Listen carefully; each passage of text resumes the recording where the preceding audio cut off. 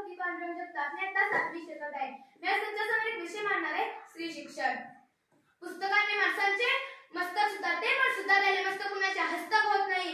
पुस्तकाने माणसाचे मस्तक सुधारते पण सुधारलेले मस्तक कुणाचे हस्तक होत नाही. आणि लाचारीने कुणा पुढे नतमस्तक होत नाही. पण अशा किती गोष्ट शिक्षणच करू शकते, अशा किती गोष्ट शिक्षणच करू शकते, अशा किती गोष्ट शिक्षणच करू शकते. क्रांतीची मशाल शिक्षणच पेटू शकते, क्रांतीची मशाल शिक्षणच पेटू शकते.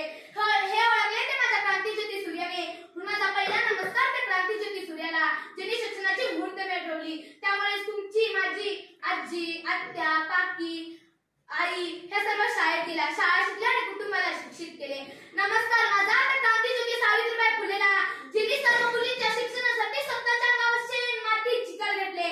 नमस्कार माझा त्या महामानवाला, ज्याने सांगितले शिक्षण हे वाघिणीचे दूध आहे आणि ते पिल्यावर कोणताही मनुष्य गुरगुरल्याशिवाय राहणार नाही. महाराणी लक्ष्मीबाई, ताराराणी, लता मंगेशकर, अहिल्याबाई, आपल्या देशाची यशस्वीरित्या कार्यवाही पार पाडणाऱ्या माजी पंतप्रधान इंदिरा गांधी, एवढेच नाही तर भारताच्या अतिउच्च पदावर असलेल्या आपल्या देशाच्या राष्ट्रपती द्रौपदी मुर्मू, अशा कितीतरी स्त्रिया आपण पाहतो ज्या पुरुषांच्या बरोबरीने आपल्याला काम करताना दिसतात. मग सांगा ना, तुम्ही सांगा, कुठे का मिळाली स्त्री?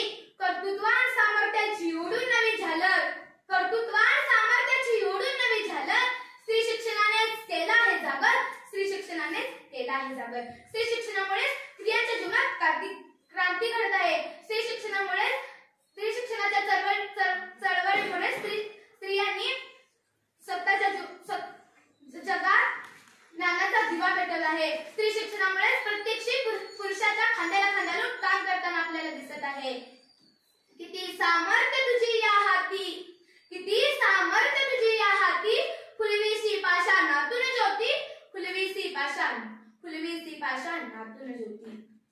गुंडांशी 2 हात करणारा IPS किरण बेदी, अवकाशात झेप घेणारी महिलाबाई माणिक, सौदामिनी देशमुख, लेखनाची ढाळ दाखवणाऱ्या अरुंधती रॉय, अवकाशात झेप घेणारी कल्पना चावला, सुनीता विल्यम्स, सानिया मिर्झा असो, कॅनडाची माय सिंधुताई सपकाळ असो, कालच्यापेक्षा स्त्री नक्कीच बदललेले आहे. आणि हे शक्य झाले ते फक्त शिक्षणामुळे.